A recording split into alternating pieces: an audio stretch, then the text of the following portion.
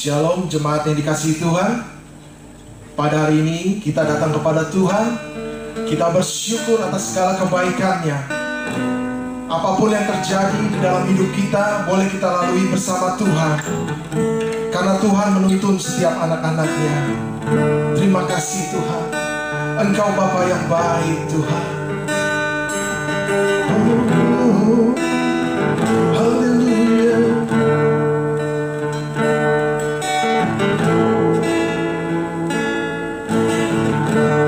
Bapakku datang menyembahmu di sini. Ku percaya Kau ada bagiku. Tak usah ku takut, sebab Kau sertaku. Tak usah ku bimbang, Kau di dalamku. Tak usah ku cemas, Kau penghiburku. Saat ku lemah, Kau kuatku. Ku nyanyi haleluya, ku nyanyi haleluya. Sungguh Kau hebat, ajaib perkasa, Tuhanku. Di hidupku, ajaib perbuatan-Mu Tuhan. Kami datang kepadamu Tuhan. Bapakku datang menyembahmu di sini. Ku percaya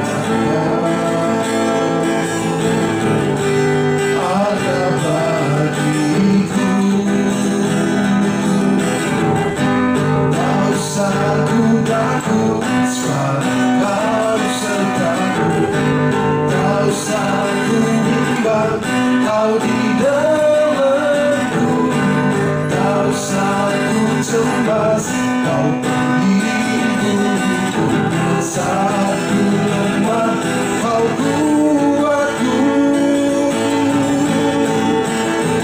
Nyanyi haleluya, ku nyanyi haleluya. Sungguh Kau hebat, ajaib perkasa, perbuatanmu. Ku nyanyi haleluya, ku nyanyi haleluya, ku nyanyi haleluya. Sungguh Kau hebat, ajaib perkasa, perbuatanmu. Tak usah kau takut, haleluya. Tak usah ku takut, sebab Kau sertaku. Tak usah ku bimbang, Kau di dalamku. Tak usah ku cemas, Kau penghiburku. Saat ku lemah, Kau kuatku. Ku nyanyi haleluya, ku nyanyi haleluya. Sungguh Kau hebat, ajaib perkasa, perbuatanmu. Ku nyanyi haleluya,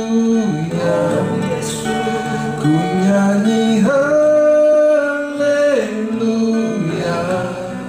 Sungguh Kau hebat, ajaib perkasa, perbuatanmu.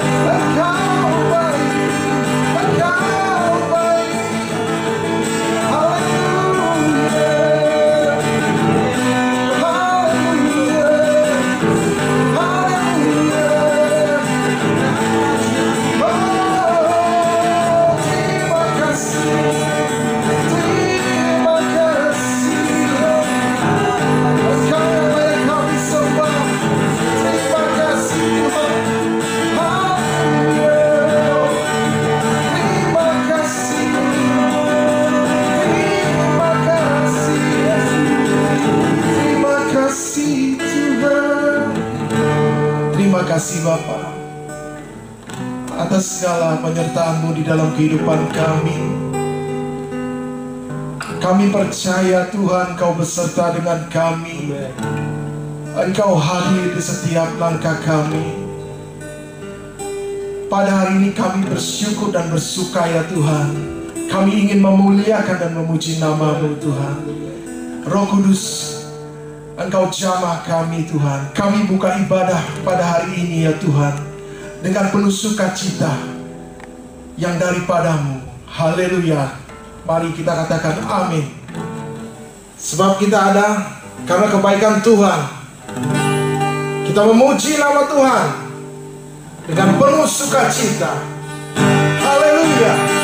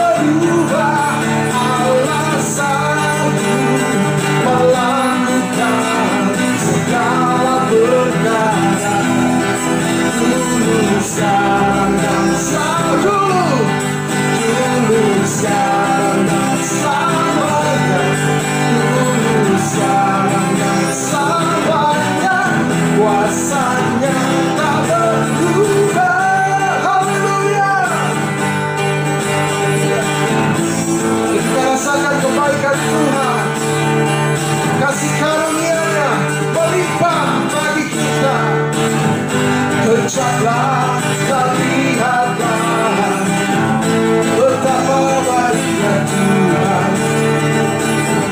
Rasakan dan ingatlah kasih setia Tuhan. Kejaplah dan lihatlah betapa baiknya Tuhan. Rasakan dan nikmati kasih setia Tuhan. Syukur bagimu Tuhan, segala hormat bagimu Tuhan, Allah yang mengasihiku, Allah yang memeliharaku. Syukur, syukur bagimu Tuhan, segala hormat bagimu Tuhan, Allah yang mengasihiku, Allah yang memeliharaku selamanya. Haleluya. Oh, terima kasih Tuhan. Kejaplah dan lihatlah betapa baiknya Tuhan itu. Rasakan dan nikmati kasih setia Tuhan. Syukur, syukur bagimu Tuhan, segala hormat bagimu Tuhan, Allah yang mengasihiku, Allah yang memeliharaku. Syukur, syukur bagimu Tuhan, segala hormat bagimu Tuhan, Allah yang mengasihiku, Allah yang memeliharaku selamanya.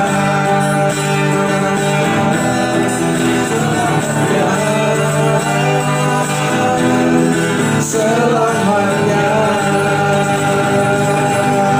Haleluya. Terima kasih Kau baik Tuhan. Amin. Amin. Jamah hati kami ya Tuhan, ubahkan hati kami Tuhan, sehingga kami boleh mengerti jalan-jalan-Mu. Inilah hidup kami. Terima kasih Tuhan. Haleluya.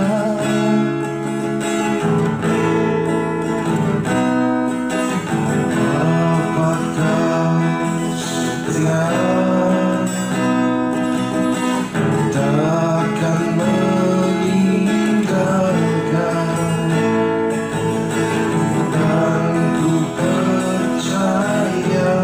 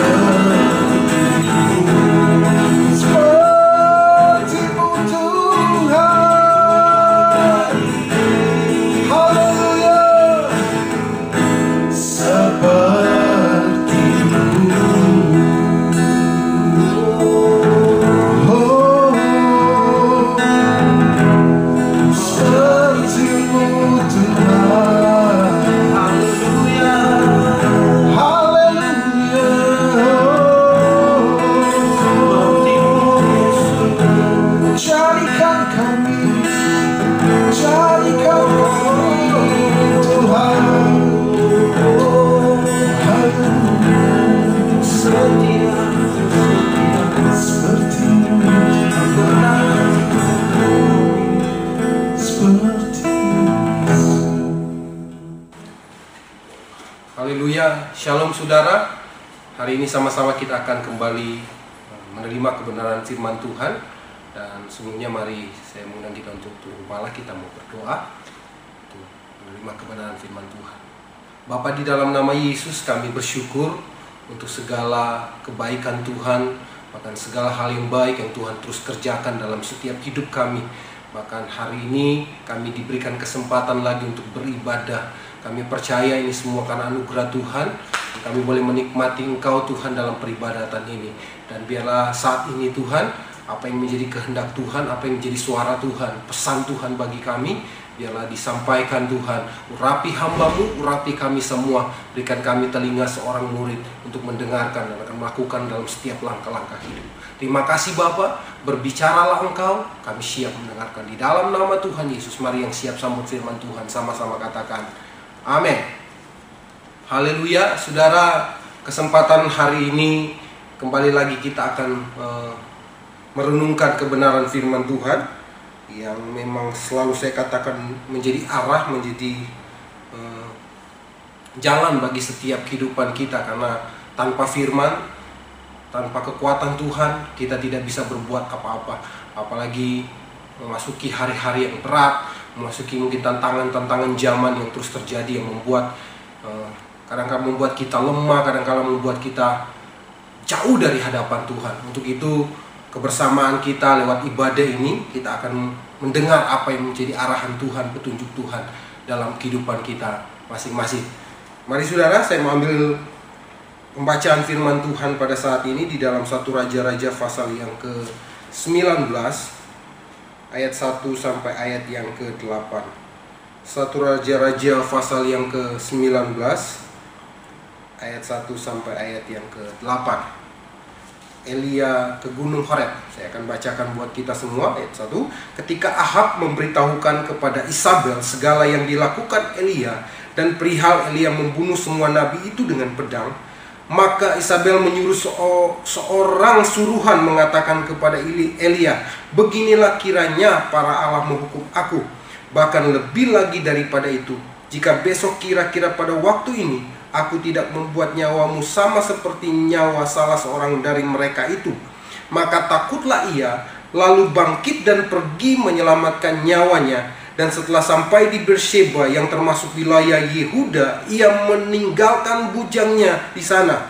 Tetapi ia sendiri masuk ke padang gurun sehari perjalanan jauhnya, lalu duduk di bawah sebuah pohon ara. Kemudian ia ingin mati, katanya, cukuplah itu sekarang ya Tuhan, ambillah nyawaku, sebab aku ini tidak lebih baik daripada nenek moyangku. Ayat 5, sesudah itu ia berbaring dan tidur di bawah pohon ara itu, tetapi tiba-tiba malaikat menyentuh dia. Seorang malaikat menyentuh dia serta berkata kepadanya, bangunlah, makanlah. Ketika ia melihat sekitarnya, maka pada sebelah kepalanya ada roti bakar dan sebuah kendi berisi air. Lalu ia makan dan minum, kemudian berbaring pula. Tetapi malaikat Tuhan datang untuk kedua kalinya dan menyentuh dia serta berkata, bangunlah, makanlah, sebab kalau tidak perjalananmu nanti terlalu jauh bagimu. Maka bangunlah ia, lalu makan dan minum.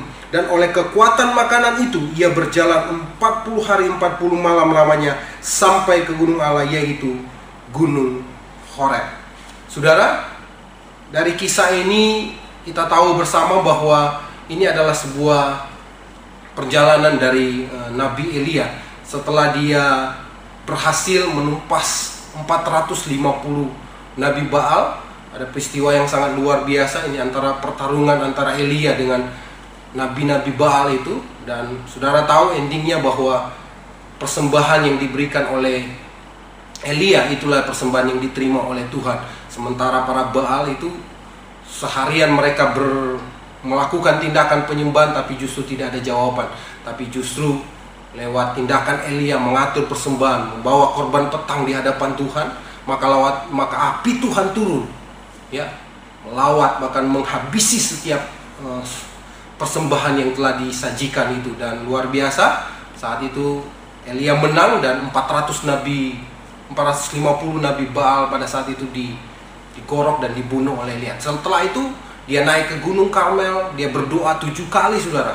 ya 7 kali dan meminta hujan untuk turun, dan apa yang terjadi Tuhan melakukannya atas apa yang diminta apa sendiri. Ini hal yang sangat spektakuler.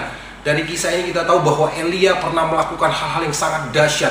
Bahkan dia adalah seorang nabi Tuhan yang benar-benar diurapi, yang dipakai Tuhan secara dahsyat. Satu-satunya nabi yang meminta api Tuhan untuk turun. Luar biasa itu saudara ya. Hari ini mungkin tidak pernah saya bisa melihat ada orang-orang seperti Elia yang bisa meminta langsung api Tuhan itu turun membakar. Ya, Elia ada seorang nabi yang sangat luar biasa yang pernah melakukan hal itu. Ya, saudara, tapi di kisah di satu Raja-Raja 19 ini yang kita baca tadi, ini ada satu hal yang sangat bertolak belakang saudara ya. Ketika dia mendengar perkataan dari Isabel, dia mendengar intimidasi dari Isabel pada saat itu, justru sebaliknya Elia yang sangat powerful di dalam pelayanan, yang sangat luar biasa diurapi Tuhan, justru ketika mendengar statement atau intimidasi perkataan dari Isabel, justru dia mengalami ketakutan, justru dia mengalami intimidasi, bahkan dia coba melarikan diri. Bahkan saudara, antara dari Karmel itu kalau diukur dengan ke Beersheba itu antara utara dan selatan saudara. Beersheba itu ada di bagian selatan Israel, dan dia coba melarikan diri, menjauh dari ancaman itu. Ya, bayangkan untuk sekaliber untuk punya yang seperti Elia yang punya sepak terjang dalam pelayanan yang sangat luar biasa, justru ketika mengalami intimidasi, mendengar suara-suara yang menakutkan, dia berhasil terintimidasi. Ya, ini juga menjadi satu awasan buat kita bahwa kita tidak lebih dari sosok Nabi Elia itu. Dalam perjalanan mungkin kita dalam konteks yang berbeda. Elia mengalami intimidasi dari Isabel yang punya pengaruh yang sangat besar pada zaman itu. Punya pengaruh, punya kapasitas yang besar, punya power yang besar pada saat itu, sehingga setiap perkataannya itu akan dibuktikan. Sehingga itu mempengaruhi ketika Elia mengizinkan perkataan itu, perkataan dari Isabel menguasai pikirannya, maka dia mengalami ketakutan yang sangat luar biasa, sampai dia harus melarikan diri, ya, pergi ke padang gurun Beersheba saudara. Saudara, saya mau katakan hari-hari ini kita mungkin dalam konteks yang berbeda. Saya tidak tahu apa yang menjadi permasalahan, apa yang menjadi intimidasi, apa yang menjadi suara-suara yang sementara menghantui hidup kita, yang sementara memberikan ketakutan dalam hidup kita, sehingga membuat iman kita lemah, semua kita tidak ada pengharapan, tidak ada gairah, roh kita jadi padam, dan pengharapan kita itu hilang. Ya, banyak hal yang bisa menjadi, karena ini menjadi senjatanya Satan, menjadi senjatanya iblis untuk membuat gereja Tuhan tidak maksimal, yang membuat gereja Tuhan tidak bisa melakukan apa yang menjadi agenda Tuhan dalam kehidupan mereka masing-masing, dalam setiap kehidupan kita. Tapi hari ini kita belajar dari kisah ini saudara, karena ada banyak hal yang sementara terjadi hari-hari ini yang membuat gereja Tuhan tidak maksimal, yang membuat gereja Tuhan terintimidasi sehingga mereka berkurung dan tidak bisa berbuat apa-apa. Ya, hidup di dalam ketakutan itu. Saya mau katakan bahwa ya, dalam ketakutan setan akan berbicara banyak dalam iblis pakai sarana ketakutan itu, ya, untuk dia bicara banyak hal untuk mengintimidasi, menggiring kita supaya kita hidup di bawah tekanan Satan maksudnya saudara. Ya, tapi Tuhan memakai, ya, Tuhan berbicara lewat iman. Ya, kita harus pakai fasilitas iman untuk supaya apa? Mendengar setiap arahan Tuhan dalam kehidupan. Setan berbicara lewat ketakutan, tapi Tuhan berbicara lewat iman kita. Haleluya. Karena itu selalu Tuhan ada keiman di dunia ini. Saya mau katakan hari-hari ini kalau engkau berhasil ya terintimidasi, mungkin berhasil diberi virus ketakutan itu datang menguasai hidupmu, saya mau katakan hati-hatilah. Karena apa? Engkau akan terus digiring oleh setan untuk hidup di bawah tekanan dia, di bawah intervensi Satan, sehingga engkau tidak bisa maksimal, engkau tidak bisa berbuat apa-apa, sehingga apapun yang menjadi rencana Tuhan itu akan terhambat dan tidak bisa terselesaikan. Tapi satu hal saya mau katakan, mari terus membangun iman lewat peribadatanmu, lewat hubunganmu secara pribadi dengan Tuhan, membangun atmosfer rohani yang kuat di dalam hidup supaya apa? Engkau bisa kuat, karena lewat iman Tuhan akan bicara di sana. Hanya dengan iman kita akan melihat petunjuk dan arahan Tuhan dalam hidup kita. Ya, saudara tahu kisah Elia ketika dia mungkin lelah dalam pelayanan, habis mengalahkan 450 ya Nabi Baal. Bahkan ketika itu dia naik lagi ke Gunung Karmel untuk berdoa 7 kali dia bersujud saudara. capek, saudara. Elia lagi lelah dalam pelayanan, tapi ketika dia dalam lelah-lelahnya, datang lagi suara intimidasi. Manusiawi kalau kita mungkin jadi lemah, mungkin jadi gagal, sama seperti Elia pada saat itu. Ya, ketika dia dalam kondisi mungkin lelah dalam perjalanan pelayanannya, ya, ketika mendengar suara-suara yang menakutkan, dia berhasil terintimidasi. Demikian saya dan saudara. Mungkin kita lelah dengan aktivitas, mungkin kita pelayan, pekerjaan kita, saudara. Mungkin kita dalam segala hal, di panggilan hidupan kita. Kadang-kala ketika kita lelah, disinilah celah yang terbaik untuk Satan mengiring sesuatu yang ancaman dalam kehidupan kita.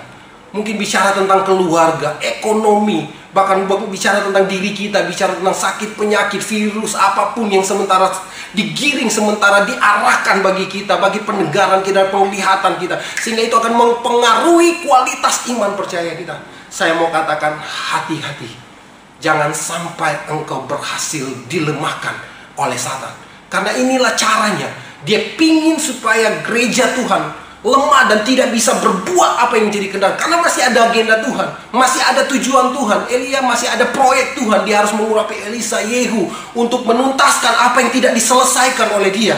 Masih ada agenda Tuhan dalam kehidupan dia. Demikian dengan saya dan saudara, masih ada agenda Tuhan. Kalau Tuhan masih mempercayakan nafas kehidupan dalam setiap kehidupan kita, kalau kita masih sehat, masih kuat, masih ada agenda Tuhan yang Tuhan akan kerjakan dalam setiap kehidupan kita. Karena itu kita perlu menguatkan iman percaya kita, supaya kita bisa terus terarah dan bergerak dalam kehendak kuasa Tuhan. Ingat, Satan tidak berhenti, saudara, mencari kesempatan. Dia ada sama seperti singa yang mengaum-ngaum, yang mengambil kesempatan yang terbaik untuk menjatuhkan, untuk melemahkan gereja Tuhan. Haleluya. Karena itu saudara tahu bahwa ini yang saudara dia buat, saudara. Kadangkala yang membuat gereja Tuhan menjadi lemah, dia berusaha untuk menggiring ya pemikiran-pemikiran kita menjadi salah di hadapan Tuhan, sehingga kita mulai tidak percaya lagi dengan firman Tuhan. Karena ingat, saudara, perjanjian baru dan perjanjian lama isinya adalah janji Tuhan. Isa itu tentang janji, perjanjian adalah janji-janji Tuhan bagi gerejanya. Tapi ketika janji-janji itu tidak kunjung tiba dalam kehidupan kita, iblis akan pakai ini, saudara, untuk membuat bahwa Tuhan itu berdusta, Tuhan itu bohong. Padahal ini dari dulu celana tua, orang Manado bilang ya. Dari dulu ini senjata yang dia pakai. Dari zaman Adam dan Hawa, dia cuma putar balikan firman Tuhan itu. Dia tipu si Hawa, sehingga Hawa terbawa dengan omongan dari Satan. Demikian hari ini persoalan yang sama, ya, cara yang sama dia pakai. Dia akan menipu lewat apa, saudara? Situasi, lewat keadaan yang kita alami. Ketika kita berdoa, mungkin buat diri kita, mungkin sudah lama kita bergumul dengan sakit penyakit, ya, kita berdoa, tapi kesembuhan tidak kunjung tiba dalam kehidupan kita. Kita udah lama bergumul dan bergumul, toh tidak datang kesembuhan itu terjadi. Ya, kita sudah berwakai doa, puasa, dan berbagai macam cara mungkin kita lakukan. Tapi persoalannya sampai hari ini mungkin saudara belum sembuh, ya, saudara belum mengalami kesembuhan itu. Iblis akan pakai situasi itu, iblis akan pakai kondisi itu. Dia akan bilang, Tuhanmu berdusta, Tuhan itu ingkar janji. Sederhana, kadang-kadang ada berapa banyak orang-orang percaya yang berhasil di distract oleh Satan, sehingga mereka meninggalkan Tuhan. Akibat apa? Karena doa-doa yang belum dijawab, yang tidak dijawab Tuhan, sehingga mereka mulai curiga dengan Tuhan, mereka mulai pahit dengan Tuhan, kecewa dengan Tuhan. Iblis berhasil menggiring ini, saudara, menggiring gereja Tuhan, sehingga mereka bisa dipengaruhi oleh perkataan bahwa Tuhan, ya, kan janji Tuhan bilang bahwa ketika engkau berdoa, mujizat pasti terjadi. Ketika engkau meminta, Tuhan akan melakukannya. Tapi ketika jawaban itu tidak kunjung tiba, wow, ada banyak orang-orang percaya yang berhasil mundur.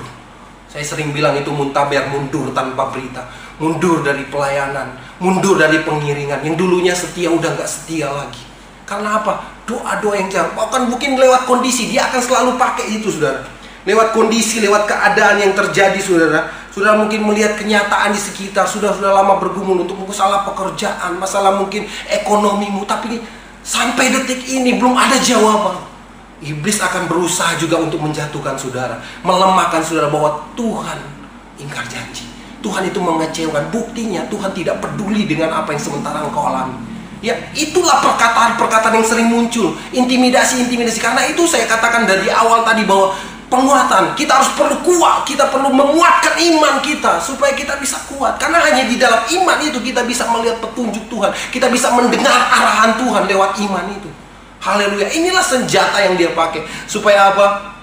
Gereja Tuhan, khususnya orang-orang percaya, mulai meragukan Tuhan. Kedua itu sederhana, saudara. Membuat apa? Iblis berusaha membuat supaya hal-hal yang mengenai Tuhan, sesuatu yang tentang Tuhan itu tidak penting. Ya, sesuatu yang berbicara tentang Tuhan nggak penting. Sampai hari ini, saudara, dia berusaha untuk meyakinkan orang-orang percaya bahwa semua tentang Tuhan itu nggak penting. Artinya begini, jadi orang jadi malas untuk beribadah, malas untuk membangun persekutuan pribadi di hadapan Tuhan. Sama, karena sesuatu yang tentang Tuhan gak penting. Tuhan itu selalu dijadikan reserve, bukan jadi jalan utama, sesuatu yang utama. Kayak bayangkan kayak doa itu jadi alternatif. Ya, yang seharusnya doa itu adalah jadi langkah awal dalam kehidupan. Ya, doa jangan jadikan alternatif. Kalau udah kepepet, udah mentok sana, udah nggak bisa punya jalan lagi, baru berdoa. Jangan. Doa harus menjadi langkah awal dalam kehidupan. Apapun yang akan engkau buat, apapun yang engkau kerjakan, berdoa di hadapan Tuhan. Karena itu hari-hari ini banyak orang meninggalkan jam-jam doa, meninggalkan waktu-waktu pribadinya, persekutuannya dengan Tuhan. Karena apa? Ya, iblis berusaha meyakinkan bahwa sesuatu tentang Tuhan, hal-hal yang mengenai tentang Tuhan itu nggak penting. Apalagi zaman sekarang, saudara. Bicara kita mungkin ibadah online, ya kalau khusus gereja kita udah 1 tahun lebih, saudara, kita melakukan kegiatan ibadah online. Pertanyaannya, apakah engkau benar-benar kusuk melakukan kegiatan ibadah ini atau tidak? Ya, iblis akan terus meyakinkan, akan nggak dilihat oleh siapapun, nggak ada orang yang cuma kamu dengan layar monitor yang ada di handphone atau laptop saudara atau TV saudara. Tapi saya mau katakan hari-hari ini jangan sampai engkau berhasil diyakinkan oleh Satan itu lewat pemikiran-pemikiran yang salah tentang Tuhan, sehingga engkau membuat Tuhan itu sesuatu yang tentang Tuhan itu nggak penting. Saya mau katakan, mari kembali. Kalau engkau mulai berhasil diyakinkan oleh setan, kembali. Taklukkan intimidasi itu, kalahkan intimidasi, karena intimidasi itu akan terus datang dalam kehidupan kita, membuat kita tidak bergairah lagi dengan Tuhan, membuat kita akan dibawa ke zona setan yang dia mau kita berjalan dalam tuntunan dia, dalam intervensi dia, yaitu Satan itu sendiri, sehingga sampai pada titiknya kita akan hancur dan kita akan mendukakan Tuhan. Tapi saya mau katakan hari ini kita baik, yakinkan dirimu bahwa Tuhan terus bersama dengan engkau. Jangan pernah takut. Nanti saya akan bahas bagaimana solusi kita bisa keluar dari tekanan, bagaimana kita bisa keluar dari intimidasi itu, keluar dari zona intimidasi, menang atas intimidasi. Karena penting, saudara, gereja harus menang atas intimidasi. Elia kalau dia tidak menang terhadap intimidasi ini, dia akan mati di padang gurun. Bahkan sampai titik ketika dia mengalami ketakutan itu, dia minta mati loh. Untuk sekali Elia aja ketika intimidasi datang, dia bilang, cukuplah itu sekarang, ya, biarkan aku mati.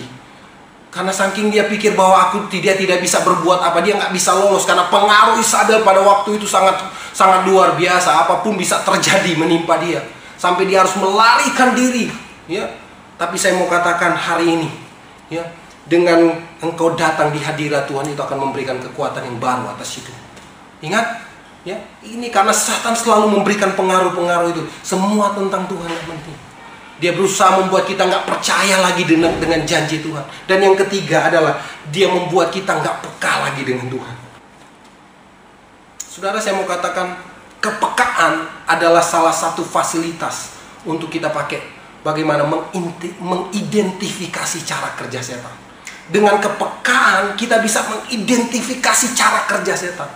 Lewat apa? Kepekaan itu akan terbangun lewat hubungan. Ketika kita terus terbangun dengan Tuhan, mengerti, membaca firman, merenungkan firman, bergaul dengan firman-Nya, bergaul dengan Tuhan dalam penyembahan, kita akan semakin mengerti kehendak Tuhan. Kita akan tahu cara kerjanya setan seperti apa. Kita tidak akan mudah untuk dibelokkan. Kita tidak akan mudah untuk digiring dalam keinginan daging. Karena apa? Karena kita terus terarah dengan kehendak Tuhan. Maka kepekaan kita akan semakin tajam. Kita akan semakin memahami apa sih maksud Tuhan. Ketika iblis menyodorkan hal-hal yang tidak berkenan, hal-hal yang menyukakan daging, kita akan semakin bisa oh, ini cara kerja setan. Dia sementara menggiring saya. Hati-hati, saya harus berawas-awas, saya harus menggunakan perisai iman, saya harus tetap terhubung dengan Tuhan.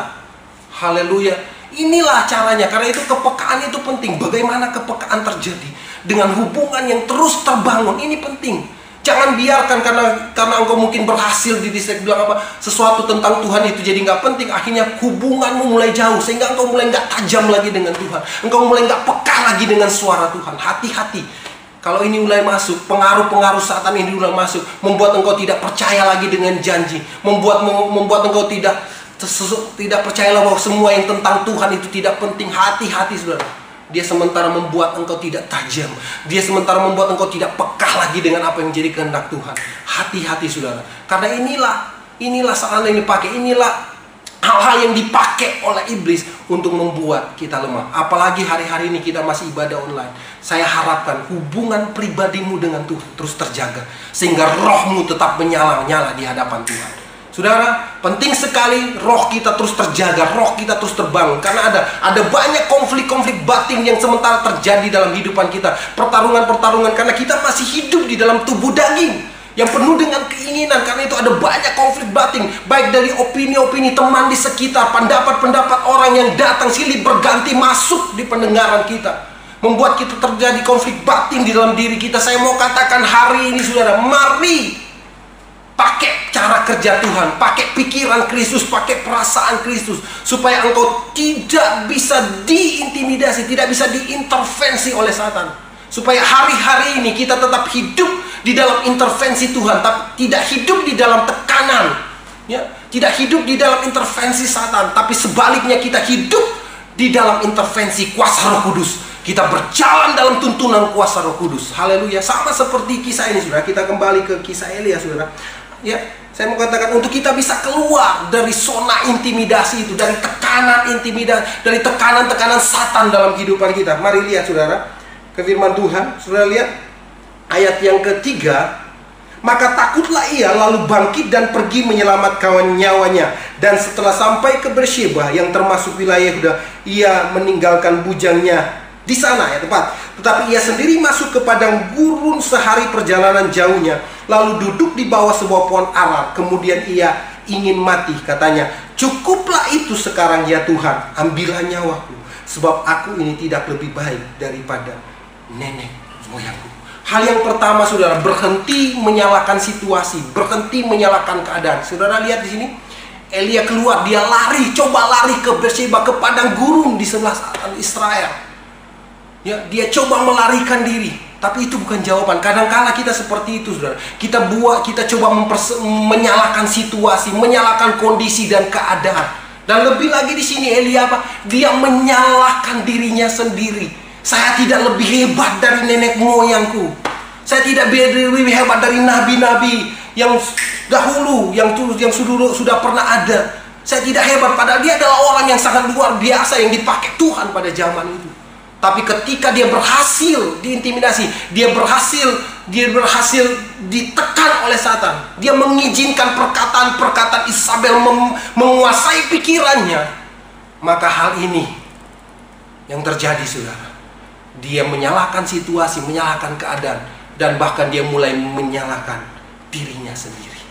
Ya, saya tidak lebih hebat dari orang-orang yang lain, dari nabi-nabi yang dipakai Tuhan. Kadang-kala gitu, saudara. Sulit sekali ketika keadaan merebak, ketika kita nggak bisa berbuat apa-apa, kita coba untuk menyalahkan diri kita sendiri. Saya sih ini bodoh, saya ini tidak pintar, saya ini tidak hebat. Saya juga terlahir di keluarga yang miskin, keluarga yang tidak punya power apa-apa. Kenapa sih? Karena kan mulai kita bertanya, kenapa sih Tuhan harus hadirkan saya di keluarga yang model seperti ini? Ya, karena memang itu bukan pilihan. Kalau bisa memilih, kita tidak mau ibadah, kita mau lahir di dalam keluarga yang terpandang. Apalagi kalau saya mau lahir di keluarga presiden atau apa lah, saudara ya. Demikian, saudara, kita mau ada di dalam keluarga yang sangat luar biasa.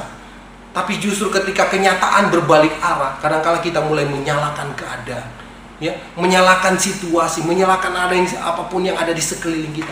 Tapi saya mau katakan, jangan lakukan ini. Karena kalau engkau kerjakan ini, engkau lakukan ini, maka engkau akan terus diintimidasi oleh Satan.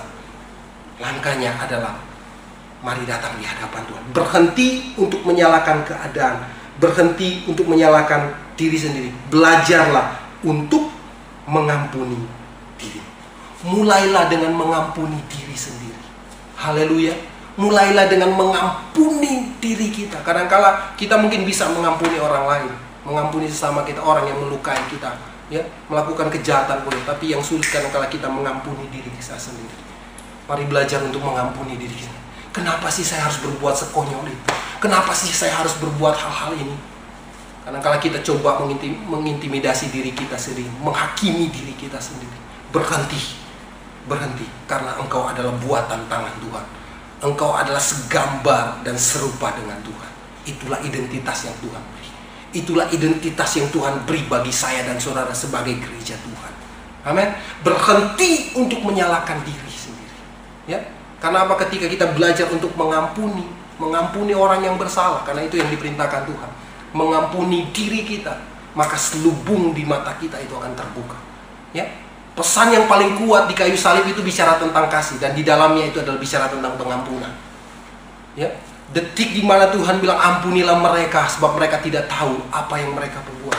Tirai yang memisahkan antara ruang kudus dan ruang maha kudus itu dirobek terbelah dua. Artinya saya mau katakan, yang membuat gereja Tuhan tidak bisa melihat Tuhan dengan jelas, yang membuat gereja Tuhan tidak melihat Tuhan dengan jelas. Akibat apa? Karena tidak ada pengampunan. Ketika kita belajar memberikan pengampunan, melepaskan pengampunan, maka selubung-selubung tirai yang menutupi mata kita untuk melihat Tuhan dengan jelas itu akan dirobek, dan mata kita akan dipertajam untuk melihat kehendak Tuhan, melihat rancangan Tuhan, apa yang menjadi kehendak Tuhan dalam kehidupan kita. Saatnya mari melepaskan pengampunan. Kalau mungkin engkau disakiti hari ini oleh sesamamu, oleh orang-orang yang ada di sekitarmu, belajarlah untuk melepaskan pengampunan. Ketika engkau melepaskan pengampunan, maka tirai itu akan terobek. Ya, selubung yang menutupi pandanganmu untuk melihat Tuhan itu akan dibuka, dan engkau akan semakin tajam untuk mengenal apa yang jadi kehendak Tuhan. Engkau akan mengerti maksud Tuhan, apa yang jadi rancangan Tuhan dalam hidupmu. Karena itu mulailah untuk melepaskan pengampunan. Ya, ingat, saya mau katakan perjalanan kehidupan adalah perjalanan kehilangan. Belajar untuk merelakan segalanya dan terus berserah dalam kehendak Tuhan. Yang kedua, saudara, ayat yang kelima, sesudah itu ia berbaring dan tidur di bawah pohon ara itu. Tetapi tiba-tiba seorang malaikat menyentuh dia serta berkata kepadanya, bangunlah, makanlah. Ayat 6, ketika ia melihat sekitarnya, maka pada sebelah kepalanya ada roti bakar dan sebuah kendi berisi air. Lalu ia makan dan minum, kemudian berbaring pula. Ayat 7, tetapi malaikat Tuhan datang untuk kedua kalinya dan menyentuh dia serta berkata, bangunlah, makanlah, sebab kalau tidak perjalananmu nanti terlalu jauh bagimu. Haleluya. Artinya begini, saudara, di saat intimidasi datang dalam kehidupan, di saat tekanan-tekanan hidup datang dalam hidup, dalam pribadi kita masing-masing, saya mau katakan, saudara harus mengalami yang namanya sentuhan ilahi. Yang tadi belajar untuk mengampuni, ya, supaya kita bisa melihat dengan jelas apa yang jadi kehendak Tuhan. Yang kedua adalah, saudara, alami sentuhan Tuhan. Alami sentuhan. Ada banyak cara yang bisa menggambarkan tentang sentuhan. Bicara tentang pegangan tangan, rangkulan, atau pelukan, saudara. Itu punya arti. Itu punya arti yang mendalam, ya. Bicara bergandeng tangan, mesti ada kekuatan kita merasa tidak sendiri, berjalan bersama. Mungkin ada usapan-usapan di kepala dan belakang kita ketika kita merasa sedih, merasa ditinggalkan, atau merasa ada sesuatu yang hilang dalam diri kita. Mungkin ada seorang sahabat yang datang untuk mengusap belakang kita atau bagian belakang kepala kita dan kata, tenang, aku ada bersamamu. Ya, itu gambaran-gambaran. Demikian kita harus mengalami sentuhan ilahi itu. Bicara mungkin Tuhan datang atas hidupmu. Alami sentuhan. Tuhan bilang, aku ada bersamamu, aku bersamamu. Ya, aku menggandeng tanganmu, aku mendekatmu, aku menggendongmu. Ya, gambaran sentuhan. Kita butuh gendongan Tuhan, kita butuh sentuhan ilahi hari-hari ini. Ketika perkataan-perkataan intimidasi itu datang dalam hidup kita, saya mau katakan, ya, sentuhan ilahi akan memberikan kekuatan bagi saya dan saudara. Kenapa? Ketika Tuhan mendekap kita, itu akan meyakinkan diri kita bahwa Tuhan bersama dengan kita. Alami sentuhan. Bagaimana kita mengalami sentuhan? Dalam waktu-waktumu dengan Tuhan, lewat persekutuan, lewat hubungan kita di hadapan Tuhan. Ketika kita terus mencari Tuhan, seberat apapun tekanan yang terjadi, mungkin dalam kelemahan kita tetap bilang, Tuhan, ini hidupku. Belajar dari kisah ini, saudara. Alami sentuhan ilahi. Mungkin engkau butuh pelukan Tuhan. Ya, engkau butuh pelukan Tuhan, engkau kenyamanan, bicara tentang keintiman di hadapan Tuhan. Karena bicara pelukan itu, gambaran tentang kelukan itu hanya itu gambaran keintiman. Tidak mungkin kan kita sembarang memeluk orang. Haleluya. Kita bisa salah artikan, saudara. Ya, justifikasi masyarakat itu bisa terjadi kalau kita siapapun kita peluk, saudara. Ya, pelukan itu gambaran antara kita bisa peluk orang karena orang itu kita kenal. Bicara tentang hubungan. Artinya sentuhan-sentuhan itu kita butuh hari-hari ini, saudara. Di dalam kondisi tekanan, di dalam kondisi-kondisi yang berat yang terjadi dalam hidup, saya mau katakan engkau butuh sentuhan ilahi. Karena itu alami sentuhan ilahi dalam hidup, supaya apa? Rohmu kembali dikobarkan untuk melayani Tuhan, mengerjakan apa yang menjadi kehendak Tuhan dalam hidup.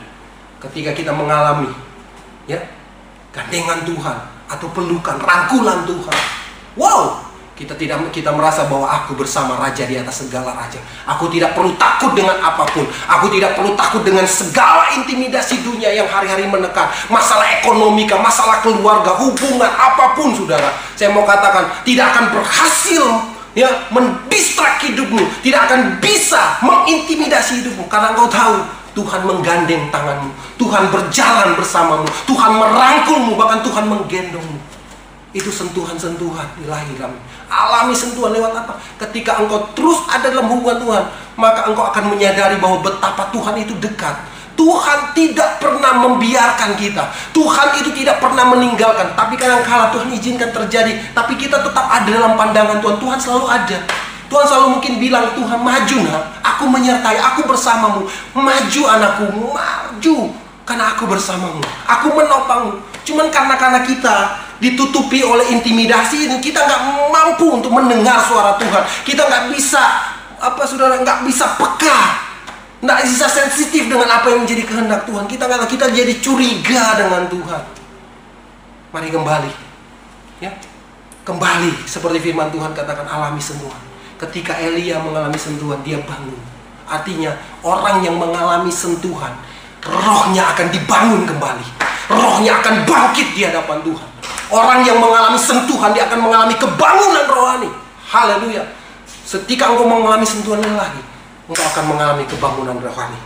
Dan engkau akan bergerak dalam kehendak kuasa Tuhan. Yang ketiga, saudara, yang ketiga adalah makanlah. Saudara lihat di mana? Ayat yang ke-8. Ayat yang ke-8 bilang, ayat yang terakhir. Maka bangunlah ia, lalu makan dan minum.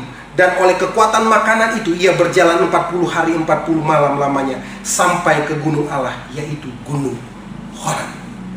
Ya. Yang ketiga, untuk engkau bisa menaklukkan intimidasi, mengalahkan intimidasi dalam kehidupan, engkau harus makan firman. Engkau butuh asupan rohani. Engkau butuh asupan rohani. Bicara roti, bicara tentang firman Tuhan. Air itu melambangkan Tuhan. Dia adalah air hidup. Dia seperti air yang mengalir, memberikan kehidupan dalam. Engkau butuh itu. Engkau butuh firman. Engkau butuh aliran air surgawi membasahi tanah hatimu. Ya. Haleluya. Karena itu makanlah, firman Tuhan katakan, makanlah. Engkau butuh asupan. Karena apa firman di ayat 8 bilang, nanti kamu tidak kuat dalam perjalanan. Padang gurun itu bicara tentang, ya, dunia ini, sudah. Kita sementara ada di padang gurun dunia ini, perjalanan hidup. Ya, 40 hari bicara tentang tujuan Tuhan. Ada tujuan Tuhan di sana. Tapi kalau kita tidak makan, tidak mengalami Tuhan, mengalami sentuhan Tuhan, belajar melepaskan segala yang mengampuni diri kita, mengampuni orang lain, saudara akan bisa lolos sampai ke gunung Tuhan. Tidak akan bisa berjumpa dengan Tuhan. Saudara akan mati di padang gurun. Firman Tuhan katakan dengan jelas, dengan tegas di ayat 8, nanti kamu tidak kuat. Karena itu makanlah. Perjalananmu terlalu jauh, terlalu berat. Padang gurun penuh dengan ancaman. Bisa ada badai gurun terjadi, ada binatang-binatang buas. Ya, mungkin ada seperti ular yang bisa satu kali patokan itu langsung, ular derik, saudara, yang mungkin saudara kenal. Satu kali patok aja langsung selesai. Ular yang sama yang pernah mematok Paulus, saudara, ya. Tapi Paulus berhasil lolos karena Tuhan menyertai dia. Saya mau katakan, dia di padang gurun itu banyak sekali ancaman. Ada badai gurun terjadi, ada banyak hal kemungkinan bisa terjadi. Karena itu, ya, Tuhan berkata dengan jelas, makan nanti kamu tidak kuat. Saya mau katakan, Kalau kita tidak makan firman Tuhan, tidak dapat asupan-asupan dari Tuhan, asupan rohani tidak diisi, saudara tidak akan kuat dengan intimidasi, saudara tidak akan kuat dengan tekanan-tekanan hidup, saudara tidak akan kuat berjalan di dalam padang gurun kehidupan sampai kita ke tujuan Tuhan. Kita nggak akan kuat. Karena itu, makanlah, isi terus hidupmu dengan firman Tuhan, bergaul dengan Tuhan, alami sentuhan Tuhan. Terus ada dalam hadirat Tuhan supaya engkau tetap bisa kuat. Maka setiap apapun intimidasi yang datang, yang coba-coba membuat kita untuk hidup dalam tekanan setan, itu tidak akan berhasil, tidak akan bisa melumpuhkan kita. Karena apa? Kita memiliki asupan rohani. Kita punya nutrisi surga. Ya, virus apapun tidak akan bisa datang mempengaruhi iman percaya kita. Kita akan tetap kuat di hadapan Tuhan. Ya, banyak hari-hari ini kan kita menjaga jarak. Ya, menjaga jarak dengan orang lain cuma takut dengan droplet. Ya, iya baik saudara, benar. Ya, karena kondisi pandemi hari ini. Tapi kadang-kadang kita nggak jaga jarak dengan dosa. Kita nggak jaga jarak dengan hal-hal yang bersifat kedagingan, yang mendukakan hati Tuhan. Saya mau katakan, mari kita tetap jaga hidup kita berkenan di hadapan Tuhan. Mari tetap makan asupan rohani dalam hidup. Isi hidupmu dengan firman, supaya engkau tidak diintimidasi oleh Satan. Karena hari ini engkau bisa berkata engkau kuat, tapi besok, ya, tidak pasti sudah. Ya, selama engkau hidup di dalam dunia ini sementara dalam ketidakpastian. Ya, yang pasti cuma Tuhan, karena Dia sanggup menolong hidup kita. Haleluya, Tuhan itu pasti. Ya, dan kematian juga itu adalah pasti buat kehidupan kita. Jadi hati-hatilah dalam hidup. Ya, berhati-hatilah dalam hidup, karena apapun bisa datang, silih berganti. Bisa menjerumuskan kau, bisa membangkitkan. Pilihan ada di tangan kita. Hari ini lewat kebenaran yang kita terima, mari, saya mau katakan, terimalah sentuhan Tuhan. Lepaskan segala hal yang tidak berkenan. Berhenti menyalahkan keadaan situasi, berhenti menyalahkan diri sendiri, dan alami sentuhan Tuhan. Ya, alami sentuhan Tuhan. Juga makan firman. Ya, asupan rohani itu terus terjadi, engkau terus ambil dan mengisi hidupmu hari-hari ini, supaya engkau tidak bisa dikalahkan oleh Satan, tidak bisa diintimidasi. Maka ini yang saya sebut, engkau punya kuasa untuk menaklukkan intimidasi. Saya mau katakan, mari saudara, alami Tuhan hari-hari ini.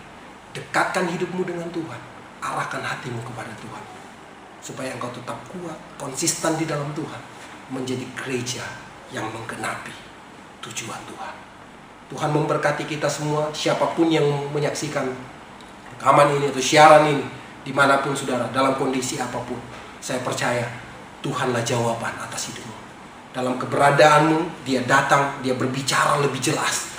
Roh Kudus akan membantu saudara, Dia akan mempertegas semuanya, Dia akan menyatakan apa yang jadi kehendaknya dalam kehidupan saudara masing-masing. Dimanapun, sesuai dengan kondisi keadaan yang sementara saudara alami, saya mau katakan Roh Kudus ada dalam hidupmu, yang akan memberikan pencerahan, memberikan arah, yang akan memampukan saudara untuk melakukan apa yang menjadi kehendak Tuhan.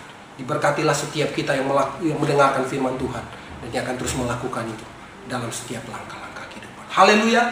Mari saudara tundukkan kepala, kita berdoa. Kami mengucap syukur Tuhan untuk kebenaran yang boleh kami terima, karena kami tahu kekuatan firman Tuhan mengubahkan hidupan kami. Kekuatan firman Tuhan akan membangkitkan hidupan kami untuk terus hidup dalam rancangan Tuhan. Apapun bentuk intimidasi yang terus datang dalam hidupan kami, kami tahu Tuhan, kuasa yang ada di dalam kami, roh yang ada di dalam hidup kami lebih besar dari apapun. Karena roh Tuhan menundukkan segalanya. Sebab itu setiap bentuk intervensi, setiap bentuk intimidasi yang datang dalam hidupan kami, apapun bentuk caranya, di dalam nama Yesus enyah dari hidupan kami. Dan biarlah kuasa kemenangan, damai sejahtera, sukacita yang datang daripada Tuhan menjadi bagian dalam kehidupan kami.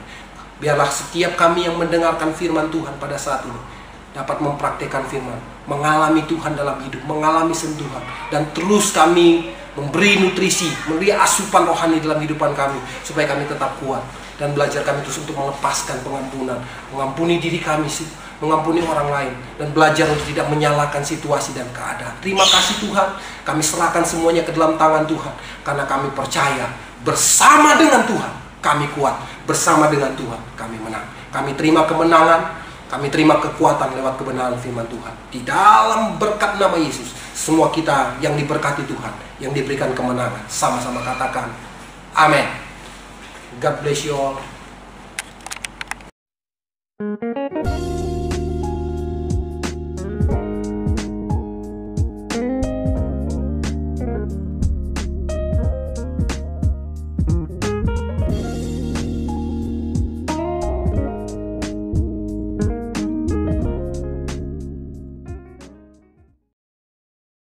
Puji Tuhan, kita boleh berada di minggu ini dan kita sudah beribadah dalam pujian penyembahan serta firman Tuhan yang sudah kita dengarkan bersama-sama.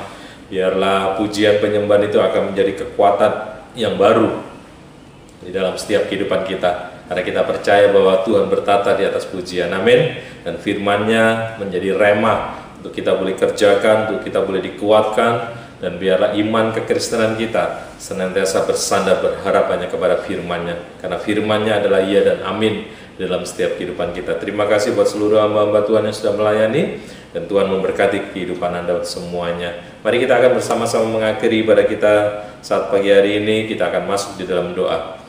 Bapa yang baik dalam kerajaan surga, terima kasih Tuhan buat hari ini kami boleh beribadah kepada Tuhan. Kami bersyukur Tuhan, kami boleh memuji menyembah Tuhan meskipun masih dalam segala keadaan yang saat ini kami boleh alami dengan terpisah satu dengan lainnya Tuhan. Tapi kami tetap percaya pada waktu kami menaikkan pujian penyembahan dengan kesungguhan hati kami, dimanapun kami berada, dimanapun jemaat Tuhan berada, dengan kesungguhan hati itu maka kami boleh menjadi pemuji, pemenyembah yang berkenan di hadapan Tuhan. Memberkati seluruh hamba-hamba Tuhan dan juga jemaat Tuhan, umat Tuhan yang bersama-sama beribadah dengan kesungguhan hati mereka. Tuhan melimpahkan berkat-berkat anugerah-Mu dalam kehidupan mereka ya Bapa. Demikian juga atas firman Tuhan yang sudah dibagikan oleh hamba-Mu, kami percaya biarlah firman itu akan menjadi kekuatan iman dalam kehidupan kami, sehingga kami terus tetap menjadi orang-orang lebih daripada pemenang. Memberkati hamba-Mu yang sudah menyampaikan firman Tuhan, pengurapan kuasa Roh Kudus, dan juga memberkati segala apa yang boleh menjadi doa-doanya di hadapan Tuhan. Tuhan akan melimpahkan dengan kekuatan yang baru, dengan anugerah Tuhan, dengan kasih karunia-Mu di tengah-tengah kehidupan hamba Tuhan. Terima kasih Bapa, kami serahkan juga seluruh jemaat Tuhan yang siap untuk boleh melakukan kebenaran firman Tuhan. Biarlah kehidupan kami terus boleh dikuatkan dan kami boleh dibenarkan di dalam kasih anugerah Tuhan, dan kehidupan kami menjadi orang-orang yang boleh berkemenangan di dalam Tuhan. Terima kasih Bapa, kami serahkan bangsa kami percaya Tuhan terus mengurapi bangsa ini dan melawat bangsa kami, dan biarlah anugerah-Mu tercurah atas bangsa kami, kesehatan, keselamatan atas bangsa kami dilimpahkan di dalam anugerah Tuhan. Terpujilah nama Tuhan, karena Engkaulah Allah di atas segala Allah, Engkaulah Raja di atas segala Raja, Engkaulah kota benteng kami, Engkaulah tempat perlindungan kami, Engkaulah pagar api kemuliaan bagi setiap anak-anak yang berharap bersandar hanya kepada-Mu Tuhan. Biarlah kemurahan-Mu dan belas kasihan-Mu yang senantiasa tercurah dalam setiap kehidupan umat Tuhan akan membawa kekuatan hari lepas hari. Mulai hari ini sampai Maranatha kami percaya bahwa Engkaulah Allah Immanuel dalam setiap kehidupan kami. Mari jemaat yang dikasih dan diberkati Tuhan, angkat tanganmu dan terima berkat, karena firman Tuhan berkata Tuhan memberkati dan melindungi engkau. Tuhan menyinari engkau dengan wajah-Nya serta memberikan kasih karunia, dan Tuhan menghadapkan wajah-Nya kepadamu, memberikan damai sejahtera. Biarlah engkau menjadi orang-orang yang terus dikuatkan oleh karena kebenaran firman Tuhan ada dalam kehidupanmu, dan engkau adalah orang-orang yang terus dihiburkan, dibawa kepada kemenangan lepas kemenangan oleh karena kuasa Roh Kudus akan menjadi penuntun dalam setiap kehidupan kita semua. Mari biarlah kita sama-sama senantiasa mengasihi Tuhan lebih hari, lebih sungguh-sungguh, dan berkat-berkat Tuhan terus akan berlimpah, baik berkat-berkat rohani maupun berkat-berkat jasmani di dalam setiap kehidupan kita mulai hari ini sampai Tuhan Yesus datang kali yang kedua. Mari semua yang percaya katakan amin. Haleluya, haleluya. Tetap semangat Bapak Ibu yang dikasih Tuhan. Jangan kendor, jangan lelah. Biarlah kita tetap terus mendekatkan diri hanya kepada Tuhan, karena dalam hadirat-Nya Tuhan akan memuaskan kehidupan kita semua. Amin. Biarlah tetap bersuka cita dan tetap menerima kemurahan dan juga belas kasihan Tuhan Yesus Kristus. Haleluya. Tuhan Yesus memberkati.